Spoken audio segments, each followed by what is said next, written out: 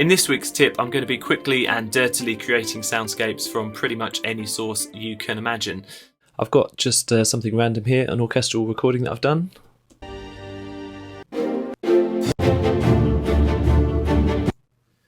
And the first thing to do is to smash it through some reverb. So I'm going to use Logic's onboard space designer. It's a pretty good idea to use impulse responses for these kind of effects because we're actually going to use some pretty weird things. Space Designer has a good category called drone tones, which we can flick through until we find something nice. I'm actually going to want 100% wet, so let's just push down that dry value to minimum.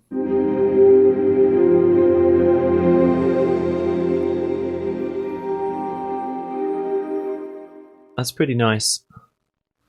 Just going to lower the volume there so it doesn't start peaking.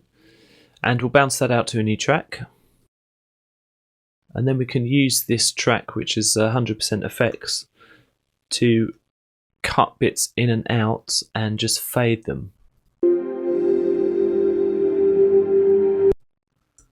So we're going to chop it up at some random places. And then I'm going to use some of these sections on a new track and fade in between each section so that there's no nasty clicks. And it works better if the loop lengths aren't the same, so that you get a lot of crossover between one and the other. Let's have a listen to those two tracks layered on top of each other. I've done this twice with different bits of the audio.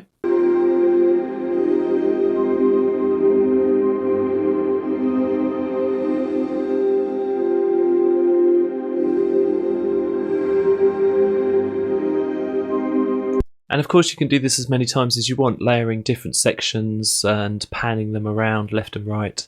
There's a number of different ways you can do this. You can also take different sources, and it's actually quite nice for layering underneath the existing track.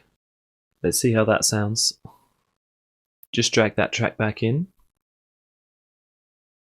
and we'll lower the volumes of those two special effects tracks. And we'll actually write as well so that we can ride the effect as the other track plays. And you get a really nice kind of ethereal spin on that track. Let's open the automation, you can see what's going on. And hear it all together again.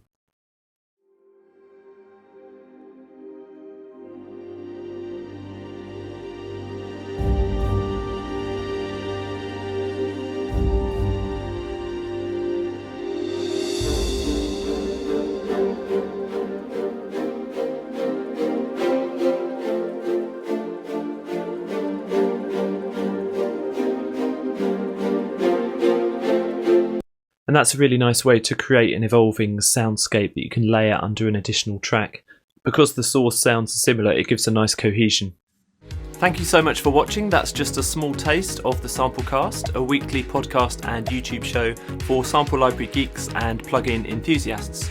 You can find out more information at thesamplecast.com. Don't forget to subscribe.